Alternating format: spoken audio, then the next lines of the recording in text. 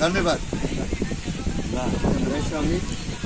समिटको आधार लिएर हामीले अब यो बगान खुलाउने भन्ने कुरोलाई अब आश्वासन भनेको चेयरम्यानै आएर यहाँ देखाइ नपरेकोले गर्दा अलिकति गुनासो छ है। तपाईँ आइदिनु भयो भने एउटा के न के सल्भ हुनसक्छ होला भन्ने कुरो चाहिँ आश्वासन लिएर बसेको छौँ है। अनि तृणमूलका जो एलबी राई उहाँले पनि सुन्नु भएको होला, उहाँ पनि आएर एउटा कुरोहरू कसरी के छ कस्तो रहेछ त भन्ने कुरोलाई एउटा जानकारी दिनुभयो भने हामीलाई पनि आनन्द हुन्छ। अनसन गरेको अनसनमा हामीले त्यत्रो धारणा गरेर बसिरहेको छौँ।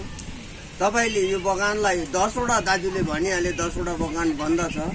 अनि काहीँ न काहीँ फर्स्ट कुन चाहिँ बगान बन्द भएको तपाईँहरूलाई यो जानकारी विदित भइरहेको होला र अब कसरी चाहिँ गर्नुपर्छ र के गर्नुपर्छ भने तपाईँहरूले एउटा उपहार लिएर आएर हामीलाई एउटा कोही सजेसन बताइदिनु भयो भनेदेखि हामी आनन्द मान्छौँ र आनन्द साथले बस्छौँ है।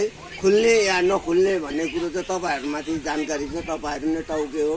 हामीले गर्ने काम धारणा काम गरिरहेको छौँ र आइदिनुहोस्, आएर कोही एउटा वचन भनिदिनुहोस् है, केही न केही चाहिँ आदेश गरिदिनुहोस्।